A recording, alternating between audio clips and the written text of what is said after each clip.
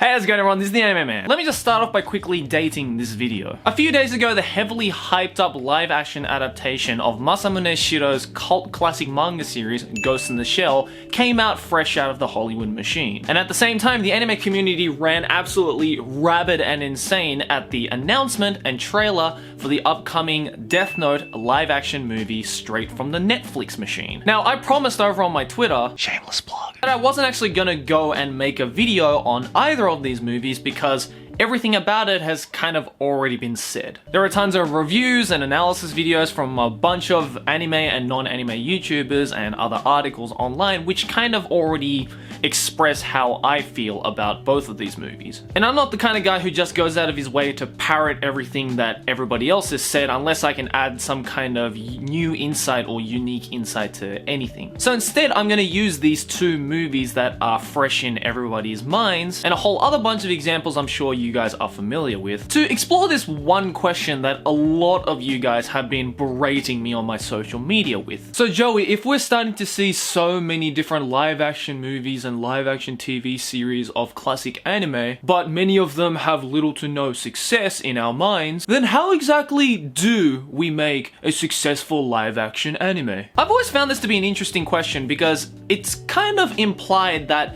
we're going towards making more and more live action anime. And yes, in reality, with the natural growth of the anime community in the mainstream media, and the fact that a lot of traditional film industries are kind of running out of ideas when it comes to new film, they see this huge database of fresh ideas straight from manga and anime that is huge in itself. See that not many people have kind of taken these ideas and turned it into live action and were like, I'll take that. But I've kind of sat here and thought about it for the longest time. After seeing a ton of live action anime films with none of them leaving me with a very satisfactory aftertaste, maybe the answer to the question, how do we make a successful live action anime, is simply just, we don't. I believe that fundamentally to the core, due to the way that anime films are different to live action films in terms of its medium, the way that fan bases work and interact with their favorite series in the anime community, and the way filmmakers decide to adapt the source material from manga and anime, making a successful live action anime film might actually be near impossible, not only in practice, but also in theory. Let's examine. Now, as you all hopefully know, I've made a crap load of videos expressing my distaste towards a bunch of live action anime films simply because they all suck balls. And there are a number of reasons floating around the internet as to why a lot of these anime live actions may have failed. Let's start off by looking at probably the most extreme example of a failed live action anime, Dragon Ball Evolution. Now, yes, I know that if I started saying all the bad points about the movie, then Christmas of 2019 is gonna get here before I'm finished. So let's just keep this brief because I'm sure you're all aware of how fucking terrible this movie was. If you don't know, this movie deviated so much from the original that even Dragon Ball's creator, Toriyama Akira, stated his distaste towards the movie. And honestly, I don't fucking blame him. It was more like a glorified Power Rangers than anything that you can call Dragon Ball. While a lot of people were complaining about a lot of small and big things such as Goku being played by a white guy, which I will get to in more detail later in this video, with the way that the story was written, the overall world was portrayed, and everything from the acting to the special effects that was blasted into our eyes, ultimately burning what is conceived as a never-ending nightmarescape into the retinas of thousands and thousands of heartbroken Dragon Ball nerds. The movie was, for more of the better words, an unsuccessful live-action adaptation. But let's take a step back for just a second and look at this film in a broader perspective. Because I strongly believe that a Dragon Ball live-action was going to fail even before it was made. The world of Dragon Ball as portrayed in the original manga and the anime series, I believe is very specific to that medium. Everything from Toriyama's art style of characters and settings to the way that characters interact within this fictitious world, I believe is built for and only for manga and anime. Every character, every fight scene, every line of dialogue, I think is a little bit too cheesy for it to be conceived in any sort of realistic way. It's not only a story of fiction, but I believe is even a step further, which I like to call glorified fiction. Fiction that is so not real that no matter how you try and think of it, there is probably no way that this could ever be real. Which is a lot different to things like sci-fi films. Of course, these kinds of stories are also fiction, but they're not glorified fiction because a lot of people are like, maybe this kind of technology might exist in the next hundreds or thousands of years. There is a possibility that it could perhaps be real, but for right now, it is fiction. We can't say the same thing for Dragon Ball, but I think the idea of it being a glorified fiction is what makes Dragon Ball so entertaining for a lot of us. It's essentially a kid's imagination and fantasies coming to life, either on the page or on the screen. But by throwing in real actors and real scenes into a story that is supposedly glorified fiction, we're kind of subconsciously, forcefully told to change our perspectives as to believe that this world that is being portrayed right now is something a little bit more tangible. There are real people on the screen right now, so if it wasn't at least a little bit realistic, then how would these actors be portraying it in the first place? I know that sounds almost unnecessarily psychological or neurological, but I believe that is one of the core reasons as to why series like Dragon Ball, and in fact a lot of shonen series,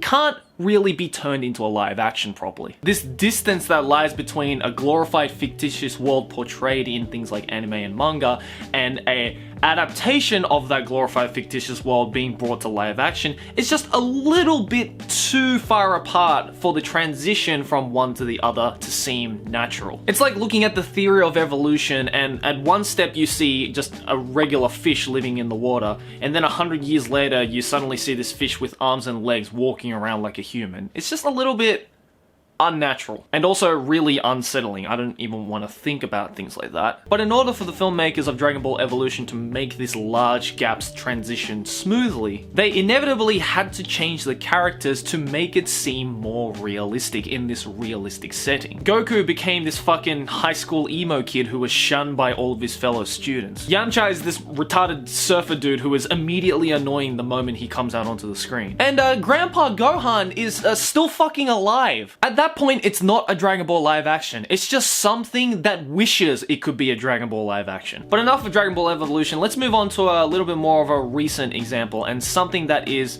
comparatively a lot better, and that is the Ghost in the Shell live action movie. Now, from the looks of it, the general consensus of this live action movie was that it was probably the best example we've gotten so far into creating a successful live action anime adaptation. But according to a lot of people, it turned out to be nothing more than a slideshow of all the best moments that made the original TV and movie series successful in the first place. The cinematography was absolutely fantastic. The shots were clean and with many recognizable scenes kind of brought to life in quite a successful variation, using not only CGI but also physical props to kind of add that little bit more of a realistic setting into the movie. But while the movie was heavily mixed by newcomers and diehard fans alike, the overall impression of the movie was, it was okay. But why? Why did a movie that was seen to have so much potential and ended up being probably the most positive step we've taken to creating a successful live action movie just end up as being okay? While I could dive into the specifics of the movie itself, I think fundamentally the problem lies between how the filmmakers decided to adapt the original source material and also just the simple nature of anime and manga fans in a community. While the film was considered by many to be cocaine for the eyes in terms of the visual department, a lot of people saw that the movie fell through the story department. Because the story was, for more of the better words, all over the fucking place. And I believe that's because the filmmakers decided to not exactly follow any of the TV series or its iterations, not follow the movie, the 1995 movie and its iterations, and not follow Masamune Shiro's original manga and its iterations, but kind of follow all of them at once and mash them together into a feature film. And that's not good, especially for a series like Ghost in the Shell, which is known by many to have a really convoluted plotline. A plotline that is not only confusing at times for a lot of people, but also is very psychological and meta, with many deep layers of psychological understanding and exploration, which is explored and expanded on in quite large detail within the original series, which I think is one of the many aspects of the original series that a lot of fans fell in love with. Being a fan of the Ghost in the Shell franchise myself, I can vouch to that as well. But unfortunately in the movie, Hollywood decided to introduce these concepts, as it is kind of integral to put into a series like Ghost in the Shell, but dumb it down to a large degree. And I think they did that because they probably didn't want to alienate a lot of newcomers and first-timers to the Ghost in the Shell franchise. But again, the problem lies within how hardcore fans of the anime community work. A lot of people will complain in saying that this is nothing like Ghost in the Shell, this is just a generic cyborg cyberpunk film that has the Ghost in the Shell name slapped on top of it. And I feel that I've heard the same kind of criticism with a lot of live-action anime films. Take for example, the Attack on Titan live-action film. While yes, there were titans eating people and the corpse fighting against these titans to save all of humanity within the wall, which for more of the better terms is essentially what Attack on Titan is all about. The movie unfortunately didn't really follow in on the details of the original source material whatsoever. I made an entire video analyzing the movie and showing my rage and distaste towards it, so check that out if you're interested. While yes, the fact that many newcomers to this franchise might enjoy a live-action anime film as an independent film, the fact that hardcore fans and even casual fans of the original source material know what the original source material is about in varying detail, and most of the time seeing that this varying detail from the original source material is not properly conveyed in a live-action version of it, leaves these kinds of fans unhappy and ultimately calls these live-action movies shit. Unfortunately, film producers have to find a way to please everybody that ends up watching the movie. Not only do they have to please the newcomers, but they also have to maintain the core structure of the original material that they're basing it off of to hopefully get the hardcore fans and the casual fans of the original series happy as well. But pleasing everyone in the entertainment medium is near impossible. And I'm sure many of you are sitting there arguing, saying, well Joey, wouldn't that apply to all movies just in general? There isn't a movie that has a 100% rating on Rotten Tomatoes or that everybody gives a 10 out of 10. There isn't a movie or any kind of product in any kind of entertainment medium that every single person likes and enjoys. Yes, that is true, but the problem is with live-action anime films is that the main bulk of people who come out unhappy are those people who are following the series from its original source material. But unfortunately, from what I've been seeing, many filmmakers unfortunately prioritize the newcomers because naturally there are more people in the general public who have never heard of this original series, and they think is probably the best gateway to introduce them to, say, the original source material. So the resulting film ends up just being this really dumbed down version of the original source material, to the point where fans of the original source material kinda don't even recognize their favorite series through this movie. The upcoming Death Note live action film from Netflix, I believe, is also gonna fall into the same problem. While the movie hasn't yet released as of the recording of this video, there are already widespread rumors and controversy as to a lot of people most likely labeling this movie as something that is going to be shit. The general consensus being that, oh, this looks nothing like a Death Note series, or that, oh, L and Light look nothing like the original characters. And while I don't want to go into the whole whitewashing controversy in terms of this film, considering I did the same thing for the Ghost in the Shell live action film when it was still a large topic, and yeah, a lot of people weren't exactly happy with what I said. It certainly is a problem for many people who are fans of Death Note who want the filmmakers to stay as loyal as possible to the original source material in their adaptations. Not just in the storytelling department, but also in the aesthetics department. But then let's put the foot on the brakes for just a second and look at this situation from the filmmaker's point of view. Why would they stay loyal to the source material when they can change it up a little bit, make it something fresh and new for newcomers of the series to also enjoy? Unfortunately, too many people don't understand that a lot of these live action anime films are suited more towards newcomers and new people of the series rather than aiming it at fans of the series. Even though yes, these movies do come from already existing and thriving communities like the anime community, to them it's just another idea for another Hollywood film. And as I mentioned at the start of the video, Hollywood will take these ideas that are already popular and they know are already popular with a dedicated fan base, change it up a bit and make it even more popular by changing it up and appealing it to a mass audience through live action. But many filmmakers don't understand the limitations as to taking something like manga and anime, a medium that is very, very unique in itself, and trying to transition that smoothly into a live action, a completely different medium. And that's why no matter how pretty your live action movie may look, and no matter how much you try and make the film to appeal to not only newcomers of the series, but also fans of the series, as was the case with the Ghost in the Shell live action, there'll always be this fundamental wall. And I believe the same logic can be put as to explaining why Marvel and DC superhero films are much more positively received compared to live action anime films. Not only do the general public like these kinds of films a lot, but I've also found that a lot of hardcore fans of the original comics mostly enjoy these kinds of films. At least there is a larger percentage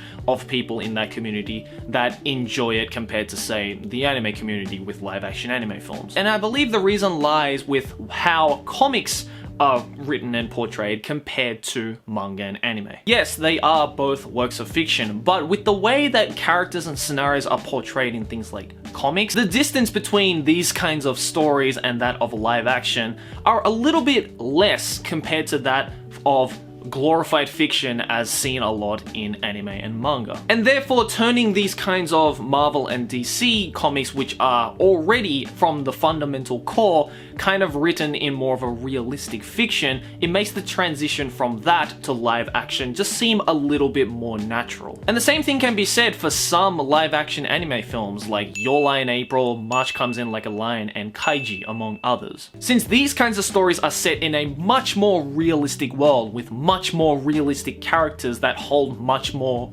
realistic personalities and characteristics, it makes things just a lot more realistic overall when you replace these 2D characters with real actors and actresses. While yes, even though these movies are a lot more positively received compared to the past couple of movies that I mentioned throughout this video, there are always examples of hypercritical fans who will try and tear down these movies in any minute way possible. But overall, I believe these kinds of series are much more suited to live action adaptations. And year by year, as we're starting to see a lot more of these kinds of series being turned into live action, I can definitely see the progression that we have made ever since the first types of live action anime adaptations. And overall, even though there is a smaller audience who ends up watching these kinds of movies, they are much more widely positively received compared to movies like Ghost in the Shell and Dragon Ball Evolution. Even though I and many others can probably say safely that Ghost in the Shell was probably the most positive step we've ever taken to creating some kind of successful live action anime adaptation, we still have to be really cautious with this process on not only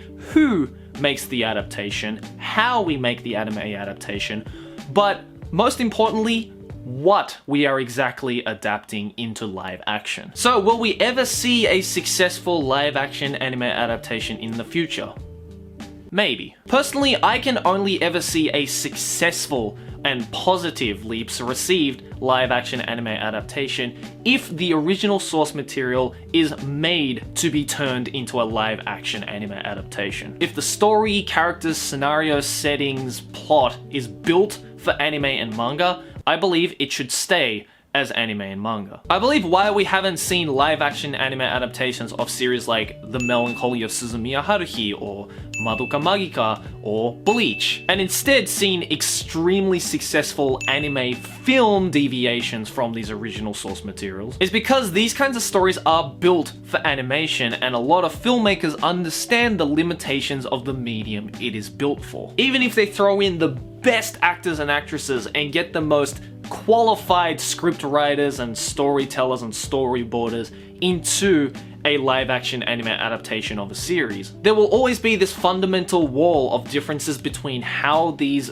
characters and stories are portrayed and articulated in anime and manga versus live action. And a lot of the times, no matter who does it or what kind of series it is, they may never get over that wall with success. So again, I believe the easiest answer to the question, how do we make a successful live action anime adaptation, is we don't. Why don't we just focus on making animated anime movies of our favorite series and trying to spread the amazing story and fan base through that medium, rather than always trying to rely on Japanese film industries and the Hollywood giants to spread its name through mass audiences. I mean, we've seen how well anime films are capable of doing in the public sphere with examples like Kimi no Na wa and Koe no Katachi. So why not focus on that medium rather than trying to rely on Hollywood giants in the traditional medium? What I'm basically trying to say is Hollywood and other traditional Japanese film industries, stop trying to make